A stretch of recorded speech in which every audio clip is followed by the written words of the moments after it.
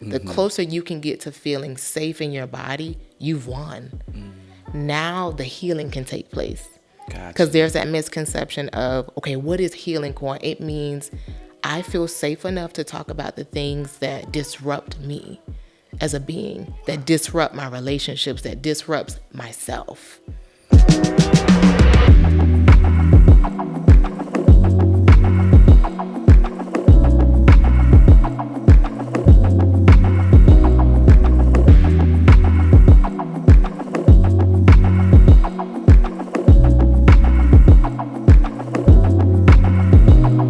Yo, what's going on? Welcome to another episode of More Than a Barber. I am your host, AP. I am excited about tonight's episode.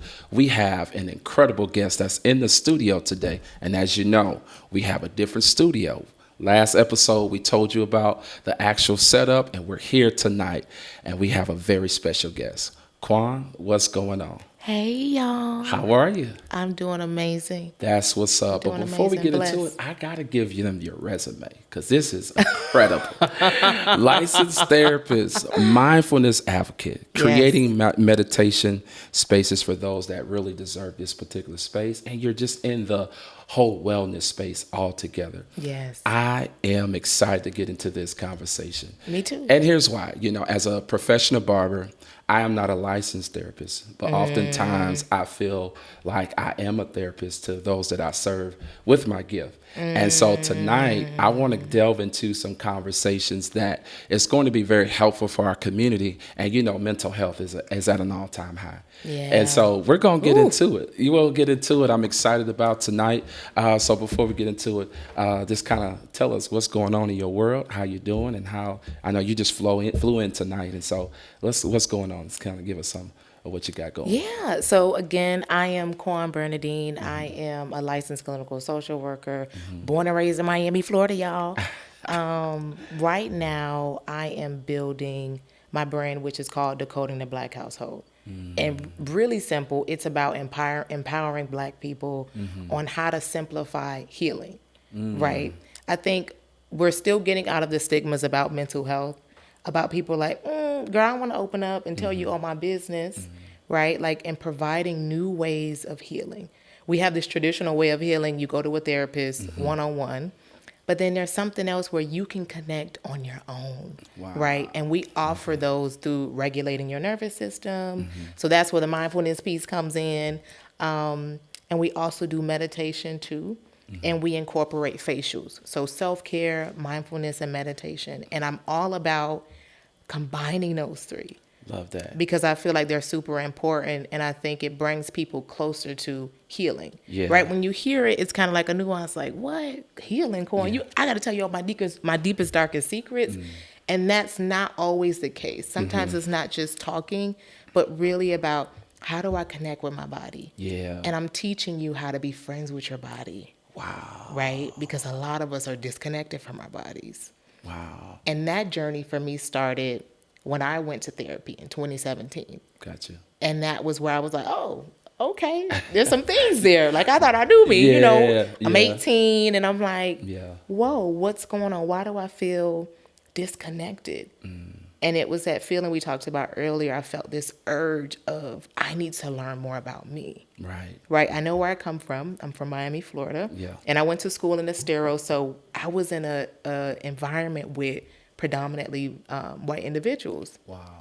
And so it forced me to look at myself and connect in ways that I never would have had I not left Miami. Gotcha. Right. Gotcha. And so that's kind of like where that came from for me. So it built it from initially going to therapy, doing some healing for yourself personally. And then you're like, oh, yeah, I wasn't in tune. I wasn't in touch with myself.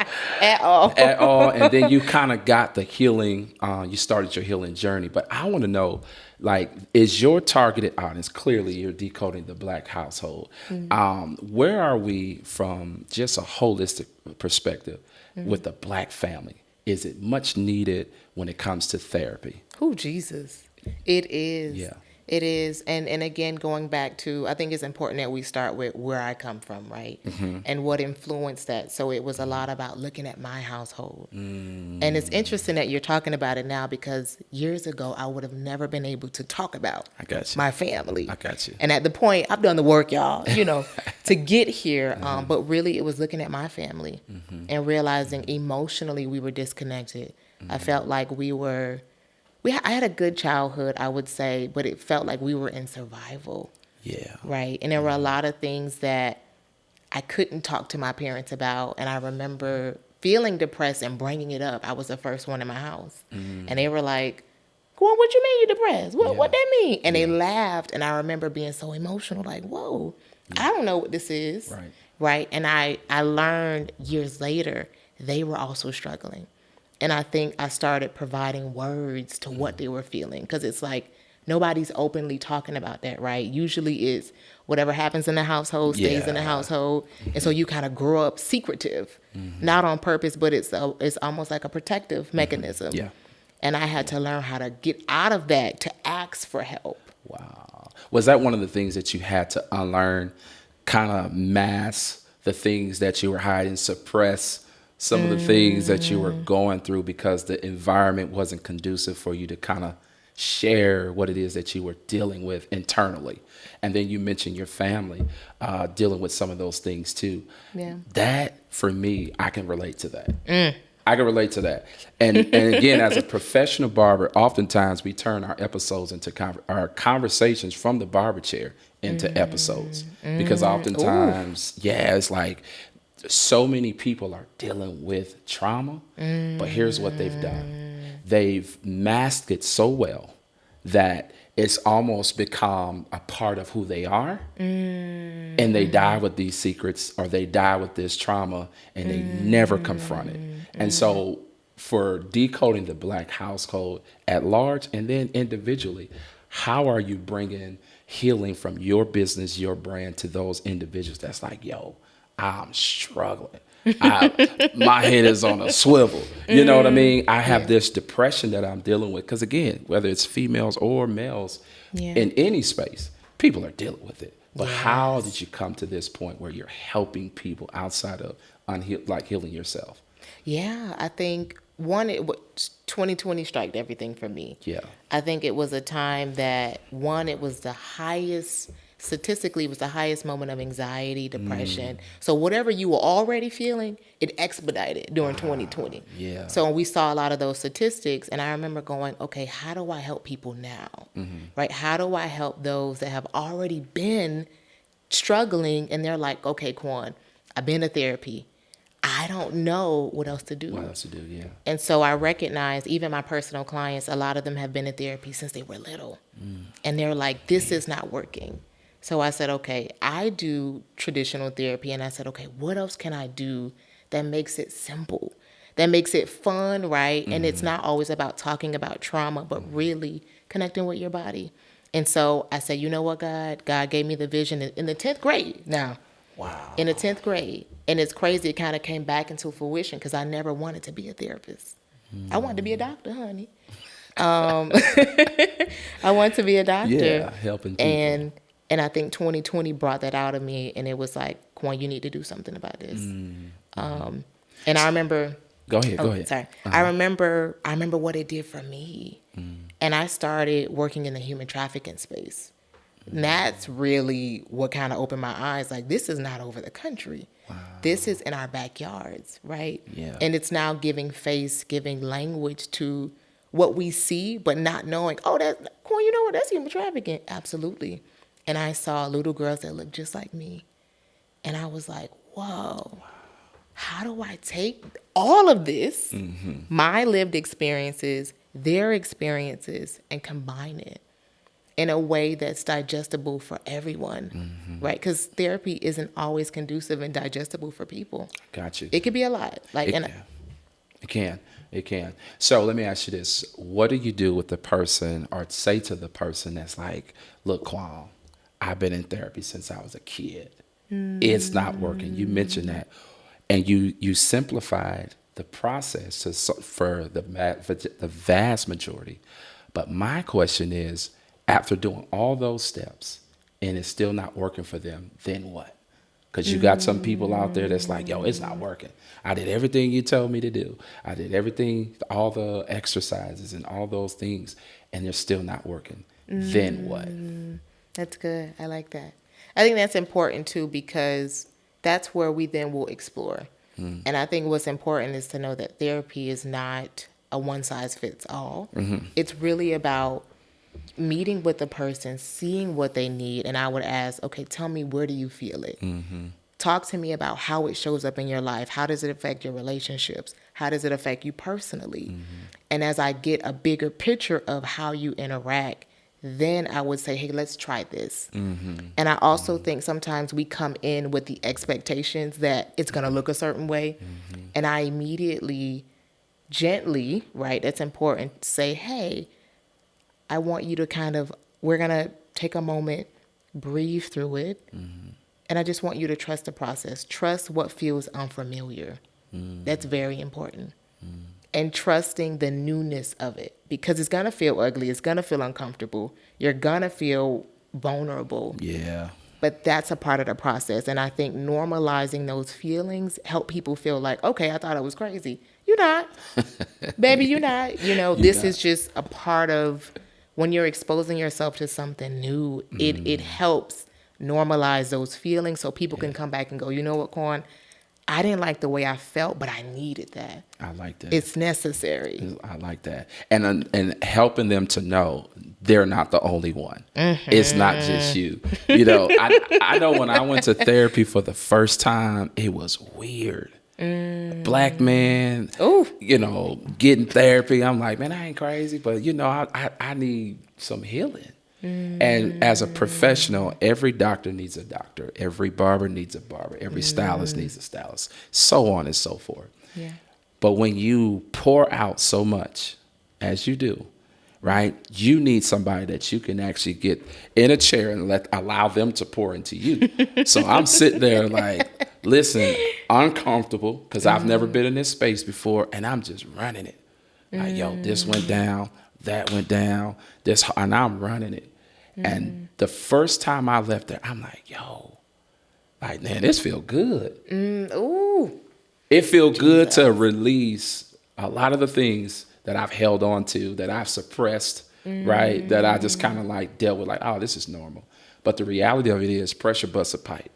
So you can't hold those things in. Obviously, you should be releasing them to somebody that you can trust. Yeah. And so tell me a little bit about your events. I've been checking out your gram, looking at how you got some live events.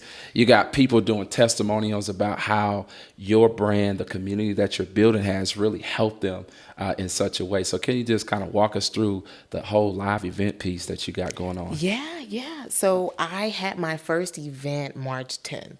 I had my first event March 10th. That's what's up. And the first event was really me wanting to reach out to young adults, because that's my age range. So I work with teenagers to young adults, but I work with everybody. But teenage and young adults are my target age.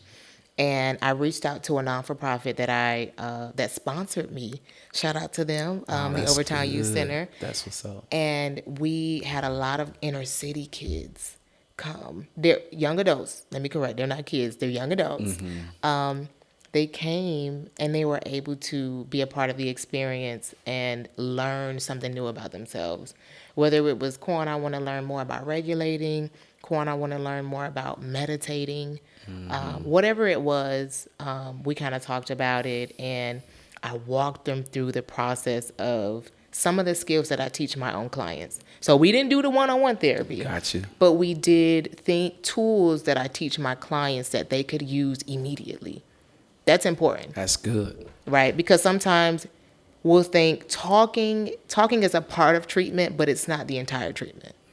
And that's things that some people miss. That's major. So I'm like, hey, we can talk, but I want you to feel and then talk to me. So we're doing a combination of reflecting. Okay, tell me when we did that breathing technique, what did it make you feel? Right? Learn what your body is saying. So that first event was just really getting to know, who am I in this experience? What do I like? What don't I like? And I invited that into the space. I was like, If you hate it, just say, Quan, I hate it. And that's okay, right? Right. Because it's not about me, it's about you. The closer you can get to feeling safe in your body, you've won. Now the healing can take place.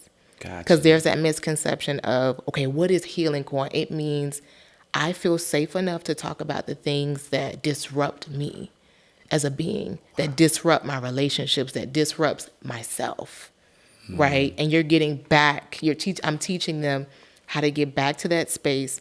Now we could talk about the hard things. Got you. Because you can't talk about the hard things if you don't feel safe. Got you. In So your that's body. the pre-work. That's the pre-work before you get to the meat and potatoes. Come on now, don't let me get out this chair. Look, Kwame, I know you are passionate about it. I feel when you talk about the breathing techniques, you're almost doing the breathing techniques here in the studio, so I can see it.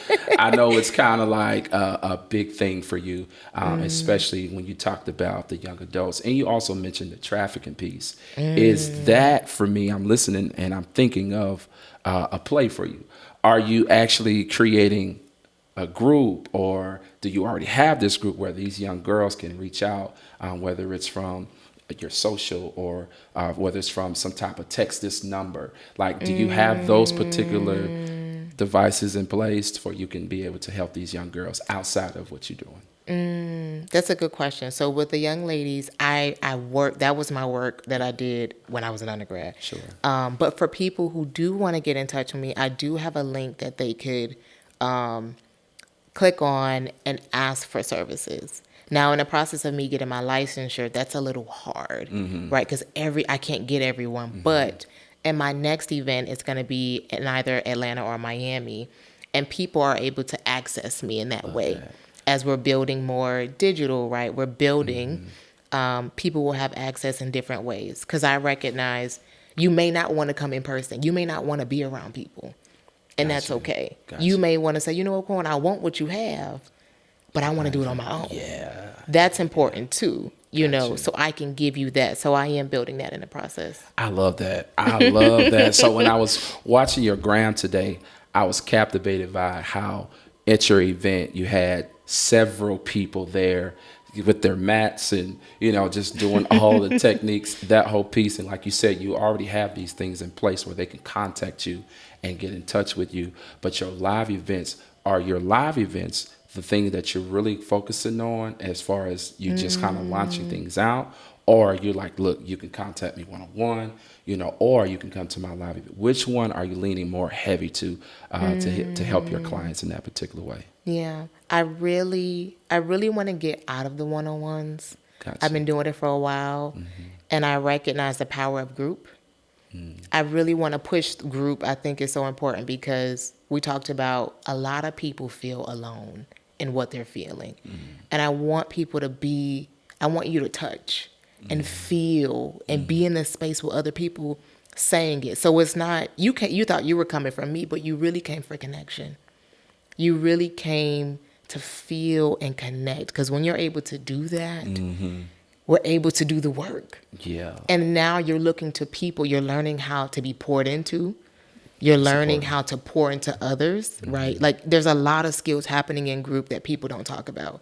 And some people don't like group, which is okay. But I will do one-on-ones.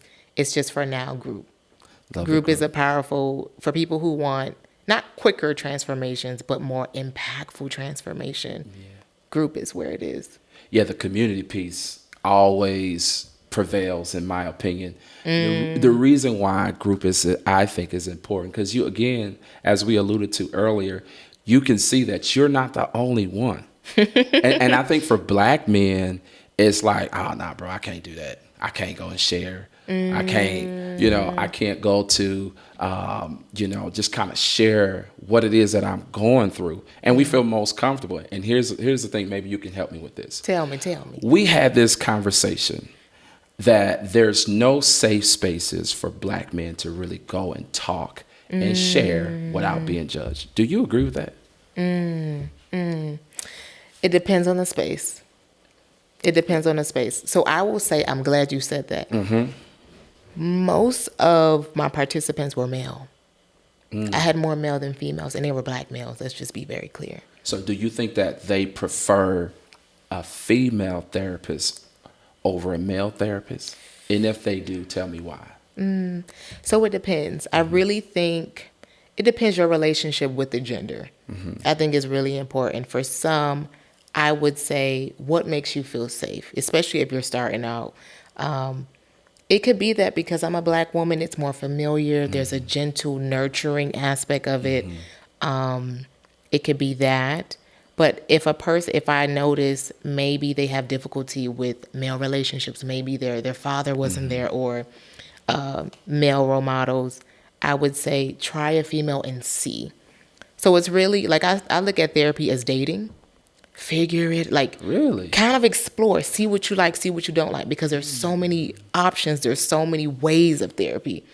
It's not just one way. But what about the person, the male in this respect? How do I know what to look for in this person? You know, Okay. we're definitely not a dating podcast. I don't definitely want to get in trouble. I don't want to walk down that road. Okay. I guess my question is, what do they look for? Like you said, it's like dating. Now, you're saying therapists, they kind of put on the representative to get the client, because that's what, when you're dating, that's what they're doing. Okay. They're putting up a front like, yeah, I do this, I got that going for myself. They lead with all these things that we really don't care about. So when we talk about the healing of the soul and total healing, I'm looking for somebody, me personally, that obviously, one, is not going to judge me. And two, is this a safe space? Yeah. But to the men out there that's looking for a therapist for the first time, what are they looking for? How do they know what to look for? That's a good question. So usually when people ask me that question, I start off with, what is it that you need? Right. Sometimes we may not know, and it's not a fixed answer. It's a soft question. Like, think about it. What is it that I need? And then I'll say, based on what you need or what you feel, you know what, Quan, I feel, let's just say the male has anxiety. And I'll say, okay, tell me, how does the anxiety show up? How do you want to explore the anxiety? Do you want it to be through talk therapy? Do you not want to talk? Do you just want to connect with your body? Maybe I would recommend yoga, right? So the environment may not just be me as a therapist and you in a particular space. It may be you going to do yoga, right? We can find spaces for Black men that in yoga, because they have it. It's very limited, but I could research and find the resources for you. For sure. And so for me, I'm listening to it, and you're saying yoga. So you have different things that you offer outside of the yoga. But what about the facial piece? Is that something that you got, that men are saying, yo, I just need a facial. I need to unwind. Walk me through that. Oh, I love that. It's so exciting. Okay. So that's another piece that I added, because I recognize when we're reflecting, when we're talking about those things, self-care can be underestimated, right? Like the power of self-care, the power of taking care of myself, pouring into myself. If a male or a female wants to do that, it's very important. Sure. I think it becomes a part of your routine, right? It becomes habitual. And as you do your self-care, you schedule, it's a day you look forward to pouring into me. Like, you know what? I had a hard week on. I'm tired. But I just want to come in for a facial because it makes me feel rejuvenated. It makes me calm and reflect. Gotcha. And that's healing, right? Like, that's healing. Yeah. That's not talking. That's really just connecting with your body. Like, wow, I like the way the hands feel. It's very soft. The temperature of my skin. It makes you really reflective. So do you go from the facial to the actual talking after that piece? So is that the setup? So the setup is we come in and we set the space. So I open up, I kind of set the expectation on, hey, this is what we're going to be talking about today. And then I allow everyone else to introduce themselves in the group. It's important to know who's in the group, right? You want to feel safe. And I want to acknowledge that for every person there. And I call it setting up the safe space and saying, challenge yourself to think differently and accept what feels uncomfortable or unfamiliar. And as we get into that, I start off with the cookout, which is, it's what I call the icebreaker. It's a way that we connect, we vibe, right? We're not thinking so much like, dang, I'm about to tell these people my secrets. When you're at a cookout, you're eating, you're having a good time. It's just really about connecting. And then as we transition into that, we do our soulful conversations.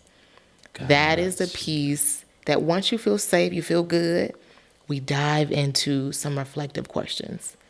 I think that's unique because when you get some, Quan, when you eat, and get full, you like, look, all right, I'm ready to talk, I'm ready to go to sleep, something, right? But I like the setup so that you can get to the meat and potatoes or whatever it is that the actual individual is going through. Yeah. So let's go through the business model of your brand, your business, your content. I mean, your content. I am a content guy. I love quality content. I love when I know it when I see it, right? Your content is amazing. Thank you. I mean, your video, your quality is amazing. When it comes to the branding and the marketing piece, as you're pushing out your reels, as you're pushing out your videos, what does it look like from a client standpoint, a retention standpoint? How does that look for your marketing? Are they reaching out? Are you finding more business from the reels, from the content? Or are you finding more business from just word of mouth? So I'm finding a lot of word of mouth. Good. Word of mouth. I feel like I'm exploring that piece, right? Kind of putting it out. People are kind of like, okay, what is that? I'm interested. But we're more than likely to gravitate towards it if someone has done it. Gotcha. Or someone that kind of looks like you, or like that's why testimonials to me are so important, whether you liked it or not. But it gives people an idea of, this is what I can anticipate. This is the experience. Like, wow, he's a black male. Wow. First off, he looked like me. Yeah. I'm already in. Two, he talked like me. Yeah. Right. And he seems free. And there's this thing that people talk about, like soft life and getting into that space. Like, what does that look like for people? Or seeing black men and women in arrest, right? You get to see that full circle. I'm not coercing them and saying anything. This is them saying what they feel. Wow. Right. So it's really showing, what does rest look like for me, whether male or female. I like that. So the word of mouth is where it's at, although you're pushing out incredible content. Like, I feel like if someone were to say, yo, come with me to this wellness session, I know for me, I would like, tell me more. Like, I'll be like, tell me more. Like, okay, I'm cool with the therapy. I'm cool with that. Tell me more. I would have to go to the actual website, something. Right. But when I seen the videos, I'm like, yo, content is amazing. So do you think that from a business perspective, because like I said, this is for entrepreneurs who are inspiring to be in a certain space. This is for, those that's like, yo, I love what Kwame is doing. Right. So I kind of want to give those within our community kind of like a walkthrough, if you will, after all the things that we shared. Now, from the business perspective, how did it get to that space? Like, I'm pushing out content, I'm doing the things, but it's still not working. But you said word of mouth is working for you. Word of mouth is working for you. So are you, in a sense of pushing your content out, are you telling your clients, hey, just put in a good word for me, or are they just doing it on their own? So I'm finding people are doing it on their own. And it's interesting. After my first event, people were emailing me and writing me saying, okay, Quan, when the next one? People I haven't even talked to in years are like, okay, Quan, I want to show up. And I'm like, okay. Yeah. So the reel is speaking. That pushing out, giving that testimonial piece is really important. I love that. Because a lot of people now on social media are showing the glitz and glam, right? But where are the testimonials? Like, where are those experiences where you can see actual transformation? And that was the hardest part for me. How do I capture transformation? Doing what I do, how do we package that? Because that's hard. You can't just package healing because it looks different for everyone. Love that. So my goal is to really push forward with healing looks different for everyone, and sharing that however it comes up. So I don't have a fixed expectation on it. Just tell me the transformation. Love that.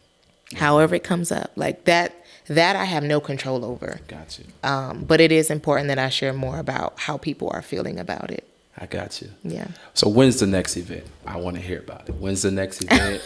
when you getting ready to do your next live event? I want to hear about it, and what's the plans for that whole piece? Yeah. So our next event is actually April 21st. Oh, it's coming up. Let's April go. 21st. Let's go. So we will be doing another experience, somatic experience is what we call it. And it's a way that you connect and regulate with your body. Okay, so that's like the fifth time you said regulate. What's the regulate feel like? Be in tune with your body, like walk me through that, because I know we didn't get a chance to really tap into that. What is that? Like help me understand being in tune with your body. So what it really means is getting grounded, right? So right now, if you want to do it with me, so right now you have your feet on the ground, right? Yeah. So that's really important when you're doing mindfulness or meditating. And I want you to just kind of notice your belly. And it's the silliest thing, but invite it, right? So just kind of notice your belly. Okay. And I would like you to put one of your hands on your heart. Okay. And just kind of notice what's happening. Also, I gotta do this too. My bad. If you want. This, I naturally do it. It feels safe for me. And I usually have a lot of tension in my stomach. So Gotcha. wherever you feel the tension. And then we're going to breathe. We're going to do 3 deep belly breaths. Okay. Okay. 3, 2, 1. You're going to inhale. Get it all in and release.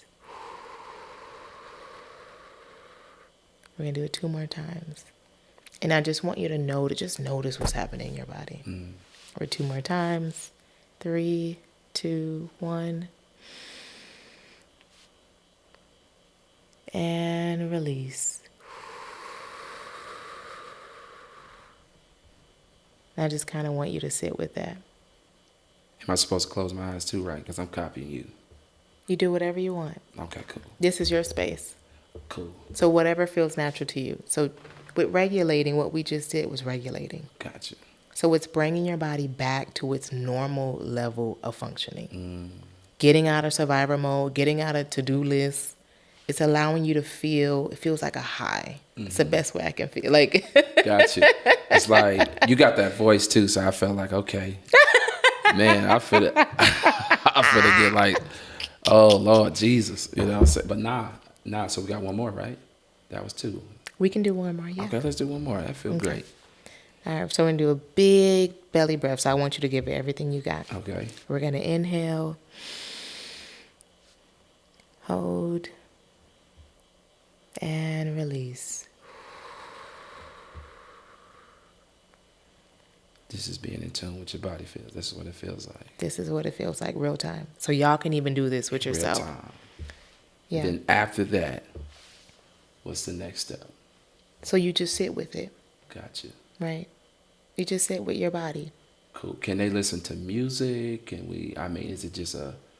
You could do whatever. It's an environment. You can do it in any environment. It could be whatever makes you feel safe. Gotcha. For me, it's nature. It's nature Love that. or being in my bed. So you could do this as soon as you get up in the morning. You like, child, I don't want to get up. Stretch out. Doesn't have to be formal. Mindfulness is informal.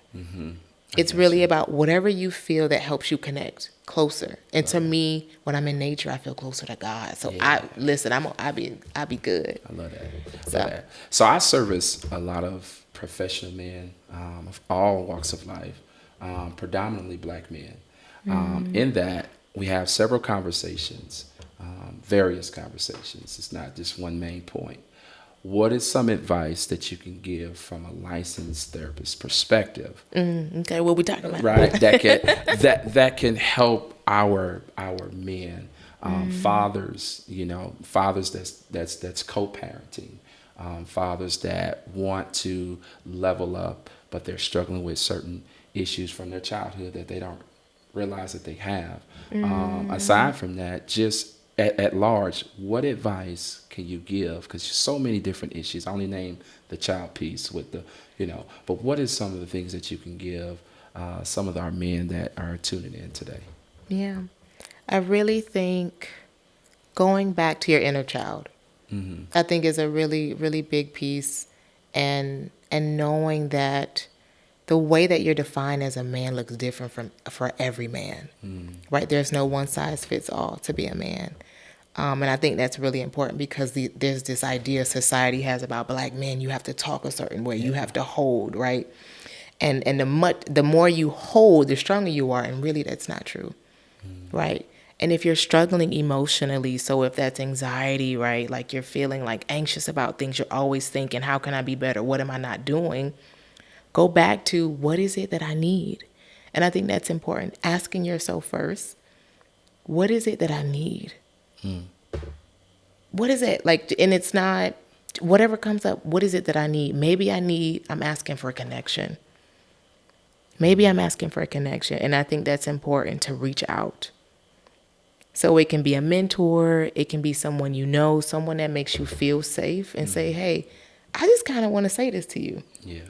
Right? Yeah. Like, I just want to say that to you, and practicing feeling safe with that person. Because I feel like it's not necessarily that there aren't spaces. It's people feeling comfortable to say out loud, I'm struggling. And still be a man, right? Oh, We that's think big. that these things are contradicting. Like, okay, if I'm struggling, I can't be a man. That's not true. That's big. The power of and. Two things can exist at the same time. Oh, you can feel insecure and still be a man. If anything, it makes you more than a man because it allows you to feel every human experience possible. And when you're able to feel, you could then go, I know what this is. And when you know what it is, now we can do the work. So you can be two things. You can be two things.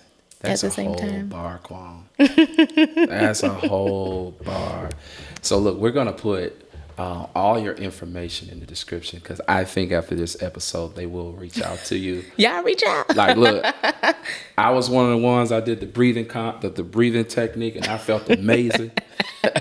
But yeah, I am so excited to have you on and to share with our community because you're doing some big things. Decoding the Black household. Shout out to that brand. You brand it up, so I already know you're doing your thing. Thank you. And the community that you're building. Thank you for coming on. I appreciate all your gems. Any last words, anything that I didn't ask that you want to share? I think that would be great because I know sometimes you want to share some things and I may not have got to that question. You know, I would definitely say to the audience, I think it's important to know that you are loved and that you're worthy, and that two things can exist at the same time. So maybe you're not feeling your best. Maybe you're like, okay, Kwon, you said all the right things, but I still don't feel connected. Reaching out for help. Reaching out for help is really, really important. And knowing that you're going to get what you need, right? When you seek, you will find. So find that safe space, whether it's reaching out to a therapist, whether it's reaching out to a safe friend, and just saying, hey, I don't know what's going on, but I need that support. I don't know why I feel the way that I do, but things will get better. Things will get better. I know for me personally, it was difficult. So I know, right? This is not me just saying stuff from the books, but it will get better. It will. So thank you so much for watching. Let's go. Look, this has been another episode of Morning the Barber. Make sure you like and subscribe this episode. Can't wait to get to the next episode with you soon. Let's go. Hey, yo, check this out. If you like this episode, do me a favor. Make sure you subscribe down below. We got amazing content coming your way. Stay tuned for more. Let's go.